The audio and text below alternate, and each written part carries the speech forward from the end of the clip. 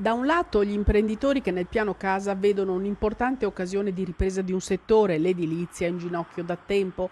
Dall'altra i sindaci, preoccupati dal rischio cementificazione di un territorio che in certe aree, anche nel bellunese, ha già dato da Venezia, tranquillizzano. Non sono i capannoni rifatti, non sono le speculazioni che sono state scritte sulla stampa, ma soprattutto riferite da alcuni soggetti che portano a mio avviso solo negatività.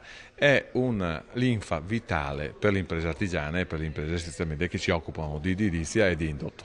Piano Casa cosa fa? Piano Casa non costruisce su superfici vergini.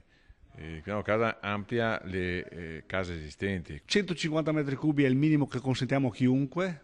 Lavoriamo sulle zone che sono a rischio idrogeologico, lavoriamo sui fabbricati che hanno problemi sismici, lavoriamo sull'amianto, lavoriamo una buona norma sul turismo molto importante introdotta in questa normativa, ma soprattutto diciamo che i cittadini veneti sono uguali dappertutto, non ci può essere un comune che limita e un comune che concede. È questa in estrema sintesi la filosofia del nuovo piano casa in vigore per i prossimi 5 anni in Veneto. Il precedente aveva prodotto 2,5 miliardi di investimenti e questo? Il nuovo produca 1 miliardo e mezzo all'anno. Chi ci lavora? Beh, bene per i cittadini e ci lavorano le nostre piccole imprese perché l'intervento medio è di 50.000 euro. Solo il sistema delle ristrutturazioni ha un saldo positivo, più 5,8%, in controtendenza sia rispetto all'Italia che ovviamente rispetto agli altri settori del Veneto.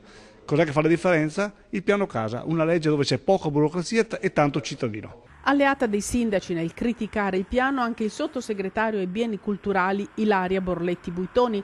Per il rappresentante del governo il piano Casa del Veneto è un errore, bisogna riconvertire quello che già esiste riducendo a zero il nuovo consumo del territorio.